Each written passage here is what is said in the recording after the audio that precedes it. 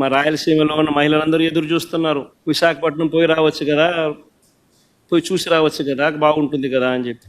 కర్నూలు, విజయనగరము, శ్రీకాకుళము, ప్రకాశము, అనంతపురం, నెల్లూరు వీళ్ళంతా మహిళలు ఎదురు చూస్తున్నారు. విజయవాడ, గుంటూరుకు పొద్దున పోయి సాయంత్రం రావచ్చు కదా, చూసి రావచ్చు కదా, ఏదో అమరావతి కడుతున్నాడు కదా, ఎలా ఉందో చూసి రావచ్చు కదా అని చెప్పి. ఉచిత బస్సు పెడితే ఉచితంగా ప్రయాణం చేసి రావచ్చు కదా, ఎక్కడికి పడితే అక్కడికి పోవచ్చు కదా, విహారయాత్రలకు పోవచ్చు కదా, చూసి రావచ్చు కదా, విశాఖపట్నం దగ్గర నుంచి, విజయవాడ దగ్గర నుంచి, గుంటూరు దగ్గర నుంచి అందరూ చూసి రావచ్చు కదా అని చెప్పి అందరూ ఎదురు చూస్తా ఉన్నారు.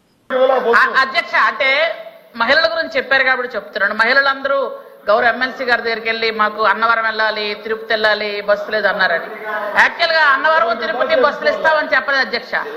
ఏ జిల్లాలో మహిళలకి ఆ జిల్లాలో వెళ్ళడానికి, అంతేగాని విజయనగరం నుంచి అన్నవరం వెళ్ళడానికి, విజయనగరం నుంచి తిరుపతి వెళ్ళడానికి బస్సులు ఇస్తామని మేము చెప్పలేదు అధ్యక్ష.